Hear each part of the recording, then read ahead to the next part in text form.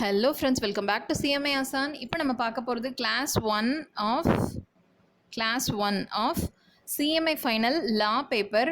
இது study note 13 அப்படின்னு சொல்லிட்டு இருக்கு சிஎம்ஐ ஃபைனலில். அதில் ஃபஸ்ட்டு சாப்டர் தான் பார்க்க போகிறோம். ஓகே, ரொம்ப ரொம்ப ஈஸியான சாப்டர். நான் இந்த சாப்டர் முடியும் போது இதுலேருந்து என்னெல்லாம் ப்ராக்டிக்கலாக கொஷின் கேட்குறாங்க அப்படின்னும் சொல்கிறேன்.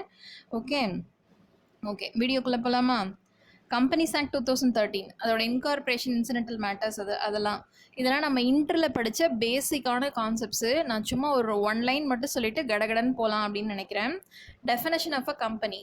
கம்பெனிக்கான டெஃபினேஷன் என்ன அப்படின்னா, கம்பெனிஸ் ஆக்ட் 2013 இருக்கு இல்லையா, அது இப்போ வந்தது. அதுக்கு முன்னாடி கம்பெனிஸ் ஆக்ட் 1956ன்னு ஒன்று இருந்துச்சு.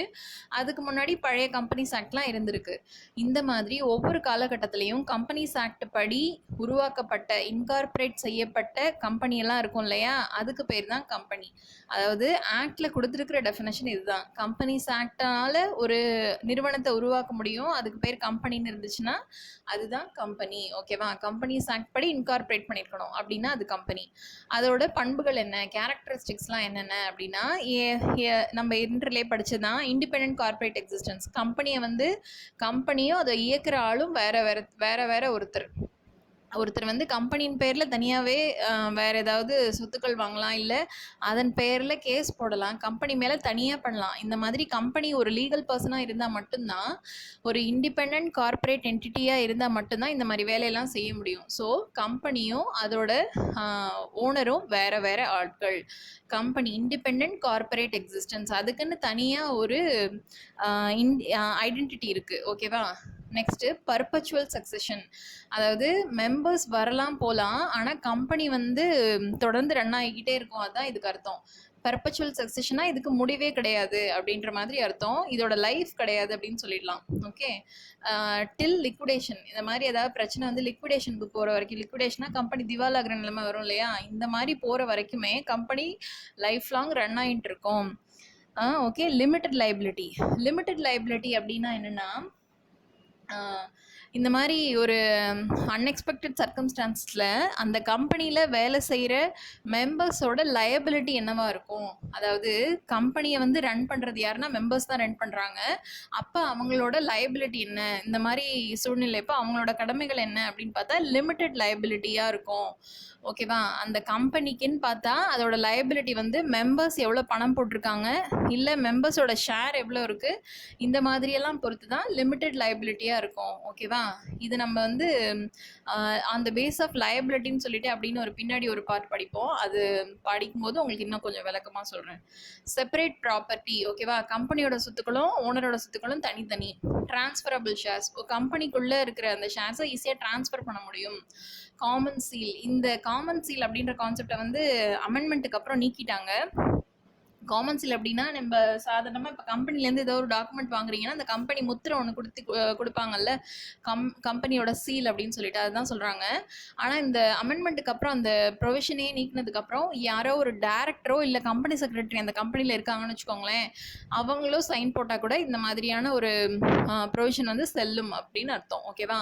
ஸோ என்னென்ன பாருங்கள். கேரக்டரிஸ்டிக்ஸ் ஆஃப் அ கம்பெனி வந்து independent corporate existence, perpetual succession, limited liability, separate property, transferable shares, common seal. ஓகேவா? இதுலேருந்து கேட்கக்கூடிய கொஷின் என்னென்னா, கம்பெனி தானாகவே ப்ராப்பர்ட்டி வாங்கி ஓன் பண்ணி சேல் பண்ண முடியுமா, ஹோல்ட் பண்ணி மூவபிள் அந்த மாதிரியான வேலைகளை செய்ய முடியுமா அப்படின்னு சொல்லி கொஷின் கேட்பாங்க. அப்போ வந்து இந்த மாதிரி முடியும்னு சொல்லி, இந்த செப்பரேட் ப்ராப்பர்ட்டி இருக்கு இல்லையா, இதுக்கான ப்ரொவிஷன் வந்து நீங்கள் புக்கில் போய் படிச்சிங்கன்னா அது இருக்கும். அந்த ப்ரொவிஷனை வந்து ஆன்சராக எழுதணும். கம்பெனியால் can own property in its own name. Can a company hold a property in its own name அப்படின்னு சொல்லிட்டு இந்த மாதிரி கேட்பாங்க. இப்படி கேட்டாங்கன்னா இதுக்கான ப்ரொவிஷனை நீங்கள் எழுதணும். ஓகேவா? கம்பெனி வந்து தனியாக ஒரு லீகல் பர்சன் தான், அதுக்குன்னு இண்டிபெண்ட்டாக ஒரு ஐடென்டிட்டி இருக்குது. அதனால் ஒரு ப்ராப்பர்ட்டியை ஓன் பண்ணவோ சூ பண்ணவோ முடியும் அப்படின்னு சொல்லிட்டு நீங்கள் எழுதணும். Okay, next lifting of corporate veil அப்படிங்கிறது என்னென்னா, அதாவது இங்கே மேலே சொன்னது படி பார்த்தா இண்டிபெண்டன்ட் கார்ப்பரேட் எக்ஸிஸ்டன்ஸ் இந்த கான்செப்ட் படி பார்த்தா கம்பெனியும் அதில் இருக்கிற மெம்பர்ஸும் வேறு ஆட்கள் இல்லையா. கம்பெனியும் அதை உருவாக்கின ஆட்களும் வேறு அப்படின்னு சொல்லிட்டோம். ஆனால் இந்த மெம்பர்ஸ்லாம் என்ன பண்ணுறாங்க, இந்த மாதிரி கம்பெனியின் பேரில் நிறைய கடன்லாம் வாங்கிட்டு நான் வந்து கம்பெனிக்காக தான் வாங்கினேன் அப்படின்னு சொல்லிட்டு இதுலேருந்து லூப் ஹோல் மாதிரி அதில் இருக்கிற லூப் ஹோலை யூஸ் பண்ணிவிட்டு நிறைய மிஸ்லீடிங்கான ஆக்ட்ஸ்லாம் பண்ணுறதுக்கான வாய்ப்புகள் இருக்குது. அதனால என்ன பண்ணுறாங்க, ஒரு லேண்ட்மார்க்கிங் ஜட்ஜ்மெண்ட் ஒன்று கொடுக்குறாங்க. இதுக்கு வந்து சாலமன் வெர்சஸ் சாலமன் அப்படின்ற ஒரு கேஸ் நான் ரெஃபர் பண்ணுறேன். அப்படின்னா என்னென்னா, அதாவது இந்த மாதிரி ஏதாவது தப்புகள் நடக்கும்போது கம்பெனியும் அதில் உருவாக்கின அந்த ஓனரும் வேறு ஆட்கள் கிடையாது. அப்போது அதுக்கு பின்னாடி இருக்கிற ஆள் ஆக்சுவலாக யார், மெம்பர் ஆக்சுவலாக யார் அப்படின்னு சொல்லிட்டு அவங்க மேலே சட்டம் பாயறதுக்கான எல்லா வகையான வழிவகையும் இருக்குது அப்படின்னு அர்த்தம். Lifting of corporate veil. ஓகேவா?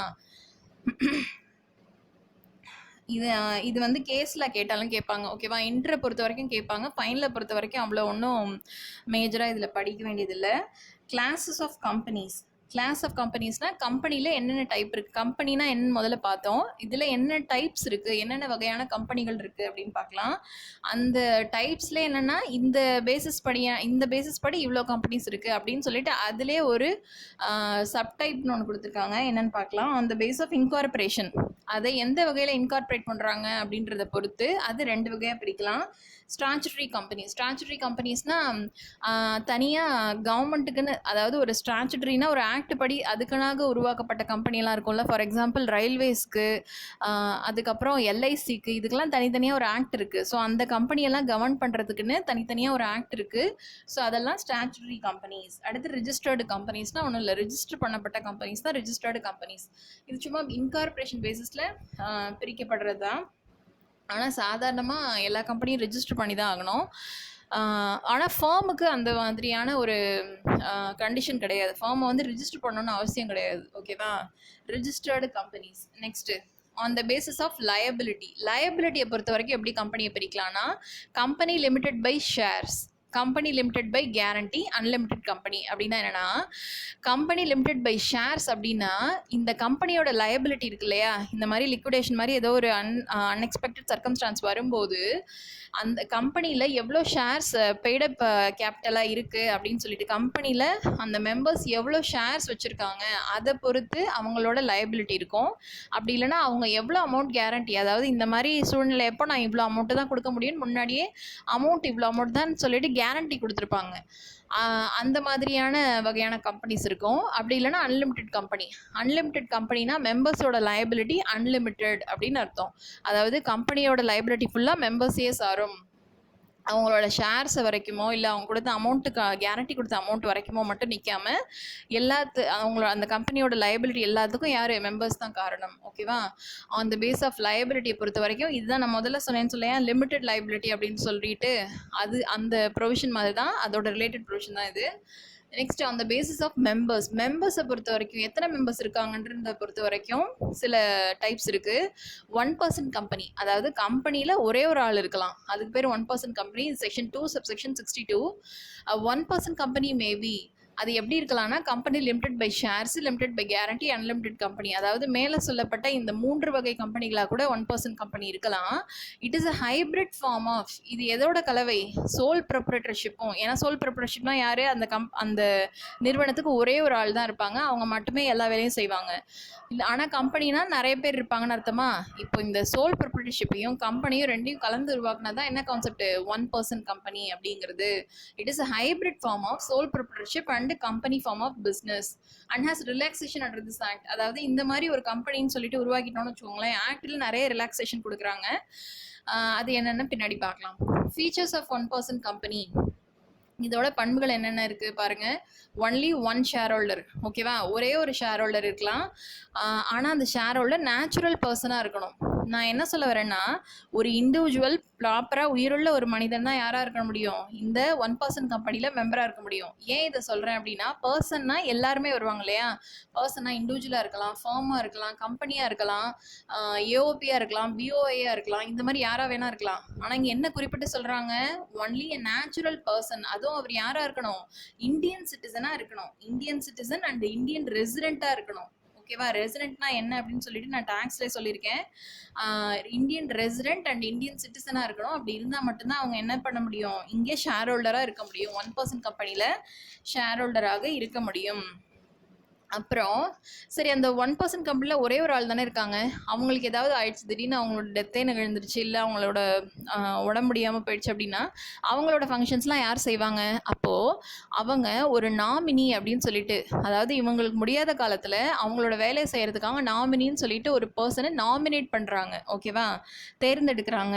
அவங்களும் யாராக தான் இருக்கணும்? அவங்களும் நேச்சுரல் பர்சனாக தான் இருக்கணும். இந்தியன் ரெசிடெண்ட்டாக இருக்கணும், இந்தியன் சிட்டிசனாக இருக்கணும். அப்படி இருந்தால் மட்டும்தான் அவங்க நாமினியாக இருக்க முடியும். நெக்ஸ்ட் டேரக்டர்ஸ்னு வரும்போது மினிமம் ஒரு டேரக்டராக இருக்கலாம். அந்த சோல் மெம்பர்னு சொல்கிறோம் இல்லையா, மெம்பரே டேரக்டராக கூட இருக்கலாம். மேக்ஸிமம் 15 டேரக்டர்ஸ் கூட இருக்கலாம். ஓகேவா? 1% கம்பெனியில் மேக்ஸிமம் 15 டேரக்டர்ஸ் இருக்கலாமா அப்படின்னு கேட்காதீங்க. மெம்பர் ஒருத்தராக இருக்கலாம், டேரக்டர் 15 நம்பர்ஸ் இருக்கலாம். ஓகேவா? ஓகே, இந்த 1% கம்பெனி வந்து ப்ராக்டிக்கலாக பார்த்தா கேட்கக்கூடிய கொஷின் தான். ஓகேவா? இதுலேருந்து என்ன கேட்பாங்க அப்படின்னா, பின்னாடி வந்து இந்த கம்பெனி எந்த மாதிரியான கம்பெனியாக இருக்கலாம். ஓகேவா? கம்பெனி லிமிடெட் பை ஷேர்ஸா, கேரண்டி அன்லிமிடெட் கம்பெனியா, இந்த மாதிரி இருக்கலாம். இப்படி சொல்லிட்டு ஒன் வேர்டில் கேட்கலாம். அவங்க வந்து நேச்சுரல் பர்சனாக தான் இருக்கணுமா, இல்லை வேறு ஹெச்யூஎஃப்ஆ, ஏஓபிபிஓலாம் 1% கம்பெனியில் மெம்பராக இருக்க முடியுமா அப்படின்னு கேட்பாங்க. இப்படி கூட கேட்கலாம். ஓகேவா? இதுக்கு அப்புறம் வரக்கூடிய நான் சொல்லக்கூடிய இந்த பார்ட்ஸ் தான் ரொம்ப ரொம்ப முக்கியமாக கேட்கக்கூடியது. இன்ட்ரை பொறுத்த வரைக்கும் ரொம்ப முக்கியமாக கேட்பாங்க. ஃபைனலில் வந்து அவ்வளோ வெயிட்டேஜ் கிடையாது. ஓகேவா? ப்ரைவேட் கம்பெனி பாருங்கள், செக்ஷன் 2 சப்செக்ஷன் 68. ப்ரைவேட் கம்பெனிக்கும் பப்ளிக் கம்பெனிக்கும் ஃபன்னியான ஒரு டெஃபினேஷன் இருக்குது. என்னென்னா, பப்ளிக் கம்பெனி என்ன அப்படின்னு கேட்டால் ஃபஸ்ட்டு பாயிண்ட் வந்து அது ப்ரைவேட் கம்பெனியாக இல்லை அப்படின்னு, ப்ரைவேட் கம்பெனியாக இருக்க முடியாது அப்படின்னு தான் சொல்லுவாங்க. அதுக்குனால நம்ம ப்ரைவேட் கம்பெனினா என்னன்னு முதல்ல தெரிஞ்சுக்கணும். ப்ரைவேட் கம்பெனி அப்படிங்கிறது என்னென்னா, இந்த மாதிரி அந்த பேசிஸ் ஆஃப் நம்பர்ஸ் அப்படின்னு சொல்லிட்டு பார்க்குறோம் இல்லையா, அந்த பேஸ் ஆஃப் மெம்பர்ஸு, இதை பொறுத்த வரைக்கும் இதை நம்ம புரிஞ்சுக்கணுன்னா 3 பாயிண்ட் புரிஞ்சுக்கணும். அதில் மினிமம் பெய்டப் ஷேர் கேபிட்டல் எவ்வளோ இருக்கணும் அப்படின்னு நம்ம தெரிஞ்சுக்கணும்.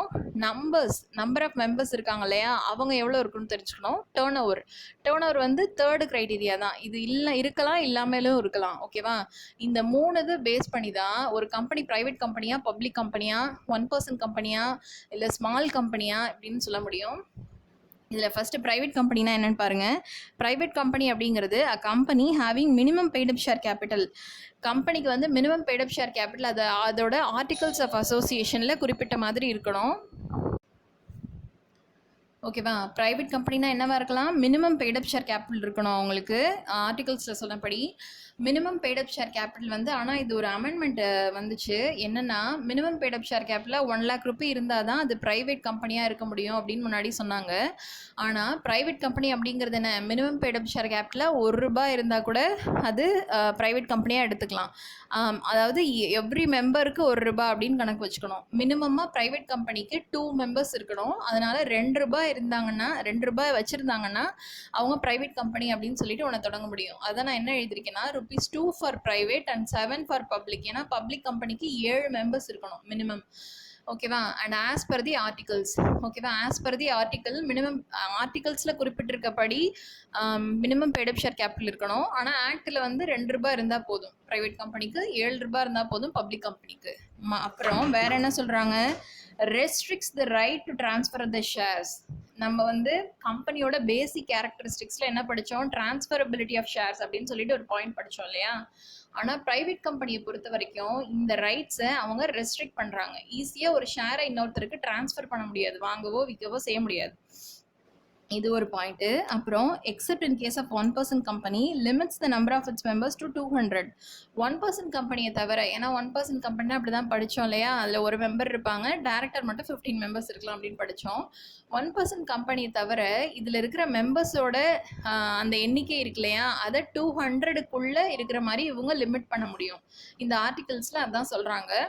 Provided where 2 or more persons hold the shares jointly. 2 அல்லது அதற்கு மேற்பட்ட பர்சன் ஜாயிண்டாக ஷேர் வச்சுருந்தாங்கன்னு வச்சுக்கோங்களேன், அவங்க எல்லாம் சேர்த்து ஒரு மெம்பர் அப்படின்னு தான் கணக்கு வச்சுக்குவாங்க. they shall be treated as a single member. அப்புறம் ஃபர்தர் வேறு என்ன சொல்கிறாங்க? Person who are in the employment, அதாவது இப்போ எம்ப்ளாய்மெண்ட்டில் இப்போ தேதியில் அந்த ப்ரைவேட் கம்பெனியில் வேலை செய்கிறவங்களும் ஏற்கனவே வேலை செஞ்சவங்களும் have been in the employment where members of the company. அதுக்கு முன்னாடி வேலை செஞ்சவங்களும் மெம்பர்ஸ்ன்னு தான் சொல்கிறாங்க. And continue to be the members after the employment ceased. வேலையை விட்டு போனதுக்கப்புறம் மெம்பர்ஸ் அப்படின்னு சொல்லிட்டு ஒரு ஸ்டேட்டஸில் இருக்காங்கன்னு வச்சுக்கோங்களேன். அவங்கெல்லாம் யார் இதில் இன்க்ளூட் பண்ணக்கூடாது. அதாவது எம்ப்ளாய்மெண்ட்டில் இருந்தவங்களும் இருக்கிறவங்களும் சேர்க்கக்கூடாது. Shall not be included in the number of members. ஓகேவா? And prohibits invitation from public. Private கம்பெனியோட மிக முக்கியமான கான்செப்டே என்னென்னா பப்ளிக் சப்ஸ்கிரிப்ஷன் கிடையாது. அதோட ஷேரை போய் விற்று வேறு மக்கள்கிட்டேருந்து பணம் வாங்கக்கூடாது. அதில் இருக்கிற மெம்பர்ஸ் அவங்க கான்ட்ரிபியூட் பண்ணுற பணமே தான் இருக்கணுமே தவிர ப்ராஹிபிட்ஸ் இன்விடேஷன் ஃப்ரம் பப்ளிக் அப்படி பண்ணிட்டாங்கன்னு வச்சுக்கோங்க, அவங்க பப்ளிக் லிமிடெட் கம்பெனியாக மாறிடுவாங்க. ஓகேவா? Prohibits invitation from public. ஓகேவா? ப்ரைவேட் கம்பெனியில் நிறைய பாயிண்ட்ஸ் படித்த மாதிரி இருக்கு இல்லையா? ஸோ இதை வந்து நம்ம சுருக்கமாக ஒரு ஜிஸ்ட் பார்க்கலாம். Minimum paid up share capital. இந்த பாயிண்ட்ஸ் ஞாபகம் வச்சுக்கிட்டிங்கன்னா உங்களுக்கு எல்லா பாயிண்ட்ஸும் ஞாபகம் வந்துடும். Minimum paid up share capital எவ்வளோ இருக்கணும்? ₹2 for private company, 7 for public company. Restrict the transfer of right of shares. Transferability of ஷேரை வந்து இன்னொருத்தருக்கு வாங்கவோ விற்கக்கூடிய அந்த உரிமை இருக்கு இல்லையா, இது ரெஸ்ட்ரிக்ட் பண்ணுவாங்க. நம்பர் ஆஃப் மெம்பர்ஸை 200க்குள்ளே லிமிட் பண்ணுறாங்க, ஆனால் 1% கம்பெனியை தவிர. அப்புறம் எம்ப்ளாய்மெண்ட்டில் இருக்கிறவங்களும் இருந்தவங்களும் நம்பர் ஆஃப் மெம்பர்ஸில் இன்க்ளூட் பண்ண மாட்டாங்க. இன்னொரு முக்கியமான point prohibition for subscription. Public சப்ஸ்கிரிப்ஷனுக்கு இவங்க தடை விதிக்கிறாங்க. ஓகேவா? இந்த 5 பாயிண்ட்டும் இருந்தால் மட்டும்தான் அது ப்ரைவேட் கம்பெனி. இன்னும் ஒரே ஒரு அடி சொல்கிறேன். Minimum paid up share capital இருக்கணும். டிரான்ஸ்ஃபரபிலிட்டி ஆஃப் ஷேர்ஸ், அந்த ரைட்டை வந்து ரெஸ்ட்ரிக்ட் பண்ணியிருக்கணும். நம்பர் ஆஃப் மெம்பர்ஸ் 200க்குள்ளே வச்சுருக்கணும். எம்ப்ளாய்மெண்ட்டில் இருந்தவங்களும் இப்போ இருக்கிறவங்களும் நம்பர் ஆஃப் மெம்பர்ஸில் இன்க்ளூட் பண்ணக்கூடாது. அப்புறம் பப்ளிக் சப்ஸ்கிரிப்ஷனுக்கு இதை ப்ராஹிபிட் பண்ணியிருக்கணும். ஓகேவா? இந்த 5 பாயிண்ட் இருந்தால் என்னது? அது public company. Okay, next private company. Sorry அப்படி இந்த 5 பாயிண்ட் இருந்ததுன்னா அது என்னது? Private company. Next public company பாருங்கள். பப்ளிக் கம்பெனி செக்ஷன் 2 சப்செக்ஷன் 71 என்னது? இது நாட் அ ப்ரைவேட் கம்பெனி. இது வந்து ஒரு ஃபன்னி எலிமெண்ட்டு. பப்ளிக் கம்பெனினா என்ன? அது ப்ரைவேட் கம்பெனி கிடையாது. Has a minimum paid up share capital. இதுக்கும் minimum paid up share capital என்ன இருக்கணும்? ₹7 இருக்கணும். ஓகேவா? ஏன்னா 7 மெம்பர்ஸ் இருப்பாங்க, ஆளுக்கு ₹1 கான்ட்ரிபியூட் பண்ணாலும் என்ன பண்ணலாம்? ₹7 வந்துடும். So 7 or more members required to form the company. 7 அல்லது அதற்கு மேற்பட்ட மெம்பர்ஸ் இருக்கலாம். ப்ரொவைடட். அப்புறம் இது ஒரு முக்கியமான பாயிண்ட்டு. அதாவது ஒரு ஹோல்டிங் கம்பெனி இருக்குது, சப்சிடரி கம்பெனி இருக்குது. ஓகே, ஹோல்டிங்னா என்ன, சப்சிடரினா என்னன்னு பின்னாடி அது ஒரு டைப் வருது, நான் என்னன்னு சொல்கிறேன். ஹோல்டிங்னா அதாவது இந்த கம்பெனியில் சப்சிடரி கம்பெனினா எஸ்ன்னு வச்சுக்கோங்களேன். இந்த எஸ்ன்ற கம்பெனியில் இந்த ஹெச்ன்ற கம்பெனி 50 அல்லது அதற்கு மேற்பட்ட சதவீதமான ஷேர்ஸ் வச்சுருக்காங்கன்னு வச்சுக்கோங்க, அல்லது அதுக்கு மேற்பட்ட பங்குகள் வச்சுருக்காங்கன்னா இதை ஹோல்டிங் கம்பெனி அப்படின்னு சொல்லுவாங்க. ஓகேவா? அதாவது பாதிக்கு மேலே அப்படின்னு புரிஞ்சுக்கோங்க. பாதிக்கு மேலே ஒரு கம்பெனியில் ஷேர் வச்சுருக்காங்கன்னா அவங்க அதோட ஹோல்டிங் கம்பெனி அப்படின்னு அர்த்தம். பாக்கி இருக்கிறது சப்சிடரி கம்பெனி. இப்போது இந்த சப்சிடரி கம்பெனி இருக்காங்க இல்லையா, ஒரு சப்சிடரி கம்பெனி இருக்காங்க. அ company which is a subsidiary to another company. அதாவது இந்த சப்சிடரி கம்பெனி வந்து ப்ரைவேட் கம்பெனி அப்படின்ற ஸ்டேட்டஸில் தான் இருக்குது. அதாவது HS அப்படின்னு 2 கம்பெனி இருக்குது. சப்சிடரி கம்பெனி வந்து அதோட ஆர்டிகல்ஸ் படி ப்ரைவேட் கம்பெனி அப்படின்ற ஸ்டேட்டஸில் தான் இருக்குது. ஆனால் ஹோல்டிங் கம்பெனி வந்து பப்ளிக் கம்பெனி ஸ்டேட்டஸில் இருக்குது. அப்போது இந்த சப்சிடரி கம்பெனியும் என்ன பண்ணுவாங்க? பப்ளிக் கம்பெனின்னு தான் கணக்கு எடுத்துக்குவாங்க. ஓகேவா? ஏன்னா இவங்க டிரான்சாக்ஷன்லாம் இது மூலமாக கூட பண்ணுவாங்க. ஓகேவா? அதனால இந்த மாதிரி ஒரு கேஸ் இருக்கும்போது இந்த subsidiary company shall be deemed to be a public company. Okay, இது ஒரு முக்கியமான பாயிண்ட். பப்ளிக் கம்பெனி ரொம்ப ஈஸி. ப்ரைவேட் கம்பெனியில் நீங்கள் என்னென்ன பாயிண்ட்ஸ் படிக்கிறீங்களோ அதை ஞாபகம் வச்சிட்டிங்கன்னா பப்ளிக் கம்பெனி எழுதிடலாம். என்னது நான் என்ன ஃபஸ்ட்டு சொல்லியிருக்கேன்?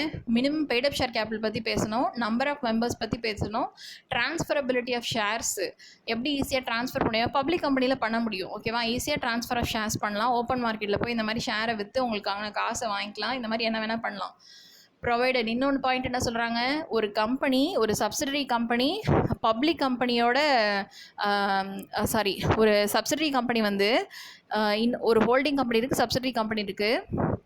சப்சிடரி கம்பெனி ப்ரைவேட் கம்பெனி ஸ்டேட்டஸில் தான் இருக்குது. ஆனால் ஹோல்டிங் கம்பெனி பப்ளிக் கம்பெனி ஸ்டேட்டஸில் இருக்குன்னா சப்சிடரி கம்பெனியும் ப்ரைவேட் கம்பெனி பப்ளிக் கம்பெனியாக தான் எடுத்துக்கொள்ளப்படும். ஓகேவா? இது ஒரு முக்கியமான பாயிண்ட்டு. ஓகே, ஸ்மால் கம்பெனி இன்னும் நோட்ஸ் இன்னும் கொஞ்சம் இருக்குது. வீடியோ ரொம்ப லென்த்தாக போகுது, அதனால் நான் இதோட இந்த கிளாஸை முடிச்சுக்கிறேன். Class 1 of company incorporation and incidental matters முடிஞ்சிருச்சு. ஓகேவா? இதுக்கு அடுத்த கிளாஸ் நெக்ஸ்ட் இதில் பார்க்கலாம். Okay, by.